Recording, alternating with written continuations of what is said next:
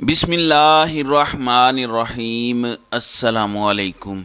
नाज़रीन कराम, नई वीडियो में आपको खुश आमदीद कहते हैं।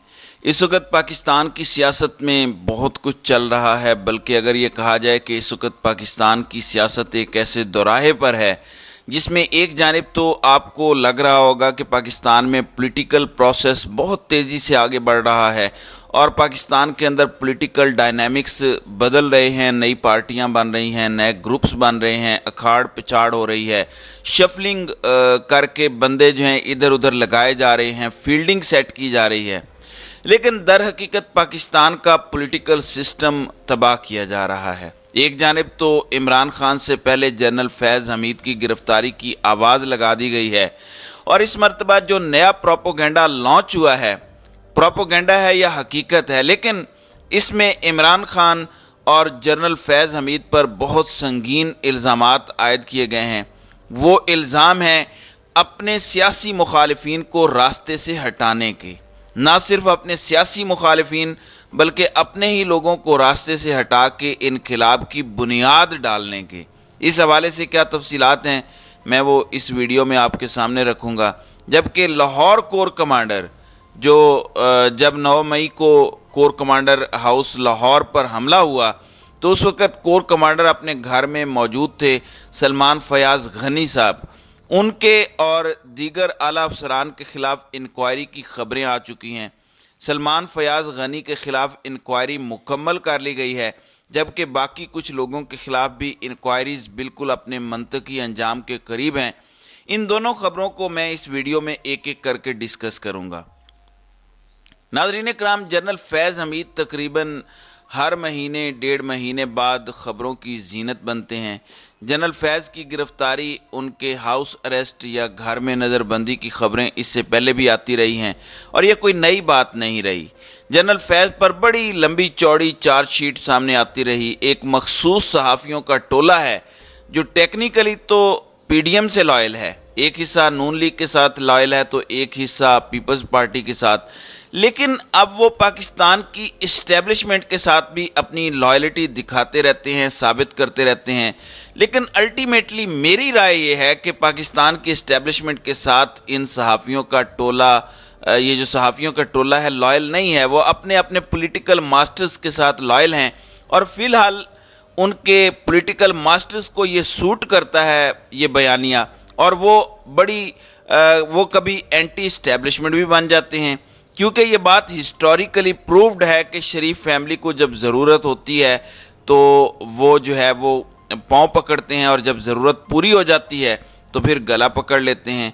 और आप देखेंगे कि आइंदा आने वाले दिनों में पहले की तरह ये इस्टेब्लिशमेंट का गला भी पकड़ेंगे। तो इन सहाफ़ियों के ज़रिए इससे पहले भी बड़ी लंबी चौड़ी चार्जशीट करप्शन की, इस्लामाबाद की सोसाइटी हो जाए या KP के अंदर दहशतगर्दी के ज़रिए लोगों को अगवा करके उनसे पैसे या तावान लेना, कराची के बिजनेसमैनों को उठा के अपना कट, अपना शेयर वसूल करना, इस तरह का एक पूरा जाल जनरल फैज़ हमीद के नाम से सामने आया कि उनका एक पूरा नेटवर्क था करप्शन का। अब यहाँ एक और सहाफ़ी हैं, उन्होंने इमरान शफकत, उन्होंने ये दावा किया कि जनरल फैज़ और इमरान खान के गठ जोड़ के सबूत हसास इदारों को और कानून नाफिज करने वाले इदारों को मिल चुके हैं। जनरल फैज़ जाते हुए बहुत से अपने सबूत ख़त्म करके चले गए थे, लेकिन जनरल फैज़ कुछ निशानात छोड़ गए। अब ये एक क्लेम है कि इमरान खान और जनरल फैज़ ने कुछ काम किए जिनमें लोगों की जानें भी गईं और बहुत से सियासी मुखालिफिन, जिनमें एक बहुत बड़ी शख्सियत कत्ल हुई, मजहबी, और एक सीनियर जज को भी पुरस्रार तरीके से रास्ते से हटाया गया। वो मजहबी शख्सियत TLP के खादिम हुसैन रिजवी हैं, जबकि वो जज पेशावर हाई कोर्ट के वकार सेठ हैं। तो इनके मुताबिक ये सारा कुछ जनरल फैज़ हमीद का प्लान था और इसमें इमरान खान जो उस वक़्त वज़ीर आज़म थे, उन्हें इसका आशीर्वाद हासिल था। फिर ये कहते हैं कि 2 लोगों को तो ये मारने में कामयाब नहीं हो सके और कोशिशें इनकी नाकाम हुई। उनमें एक हामिद मीर और दूसरी मरियम नवाज़ थी। वो कहते हैं कि इस तरह की कुछ रिपोर्ट्स सामने आई हैं اور مزید سامنے آنے والی ہیں۔ اس طرح کی رپورٹس ماضی میں اداروں کے اندر ہی رہ جاتی تھیں اور کورٹ آف لا میں نہیں آتی تھیں، لیکن اب اس پر کارروائی ہوگی تاکہ انہیں کورٹ آف لا سے سند ملے۔ اب اگلا الزام بڑا سنگین ہے، اگرچہ شہید ارشد شریف کی والدہ کی طرف سے ایک درخواست دی گئی ہے سپریم کورٹ آف پاکستان میں، جس میں کہا گیا ہے کہ یہ 5 لوگ شامل تفتیش کیے جائیں، جس پر یہ کہہ رہے ہیں کہ دیکھا یہ کہتے تھے کہ یہ سارے انوالو ہیں، البتہ اس کے اندر ارشد شریف کی والدہ نے جو لکھا ہے کہ ان لوگوں کے پاس کریڈیبل انفارمیشنز ہیں، انہیں آفیشلی تحقیقات کا حصہ بنایا جائے جو جے آئی ٹی کام کر رہی ہے، تاکہ یہ آئیں اپنا موقف رکھیں اور ان کے موقف اور ثبوتوں کی بنیاد پر اصل قصورواروں تک پہنچا جا سکے۔ یہ بڑی مناسب بات ہے اور اس میں کوئی مذائقہ نہیں۔ دعویٰ یہ کیا جا رہا ہے اور عمران شفقت نے یہ دعویٰ کیا ہے کہ ارشد شریف کے قتل میں بھی یہ گٹھ جوڑ شامل تھا اور انہیں بڑے طریقے سے بھجوایا گیا۔ یہ سب اس میں ملوث تھے، ماسٹر مائنڈ جنرل فیض حمید تھے، اور الٹیمیٹلی گول تھا کہ ایک پاپولر شخص کی لاش چاہیے تھی پاکستان کے اندر چیزوں کو انقلاب کی طرف لے جانے کے لیے۔ یہ کہہ رہے ہیں کہ اس میں اب جنرل فیض حمید کے خلاف ایک انتہائی اہم پیش رفت ہو سکتی ہے، اور اس سازش کے اندر الزام لگانے والے یہ کہہ رہے ہیں کہ عمران خان ملوث تھے، تو اس لیے جنرل فیض حمید، سلمان اقبال جو اے آر وائی والے ہیں، اور عمران خان پر اس کا جو مقدمہ ہے وہ درج کیا جائے گا۔ دوسرا الزام ناظرین کرام تحریک انصاف کی سہولت کاری کا ہے کہ اداروں کے اندر سے تحریک انصاف کی سہولت کاری ہو رہی ہے۔ اس حوالے سے بہت سے دعوے وہی صحافی کر رہے ہیں، ظاہر ہے وہ لائل تو نون لیگ اور پیپلز پارٹی کے ساتھ ہیں، لیکن وہ آج کل اداروں کے ساتھ بڑے لائل ہیں اور ان کے ترجمان بنے ہوئے ہیں۔ تو وہ بتاتے ہیں کہ فارمیشن کمانڈرز کانفرنس ہو رہی ہے، اس میں یہ ہو رہا ہے، اس کا نتیجہ یہ نکلے گا، تو ان کو پہلے سے پتہ ہوتا ہے۔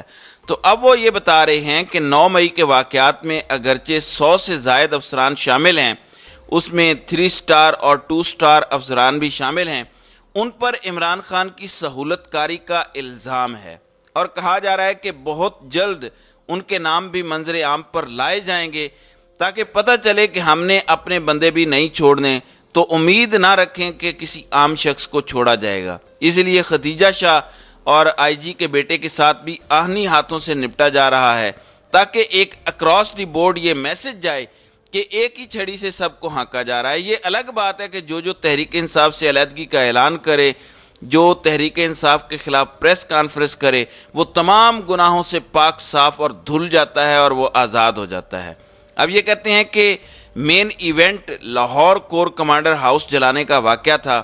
کمانڈر لاہور سلمان غنی کو اس سے پہلے جی ایچ کیو بلا لیا گیا تھا۔ بہت سے صحافیوں کا کہنا ہے کہ ان کے والد بھی ریٹائرڈ بریگیڈیئر ہیں، ان کی ہمشیرہ بھی بریگیڈیئر ہیں، ان کی ہمشیرہ کے خامد لیفٹیننٹ جنرل ہیں، لیکن ایک سرونگ لیفٹیننٹ جنرل کا اپنی فیملی سے بھی رابطہ نہیں۔ اب یہ بڑی عجیب بات تھی۔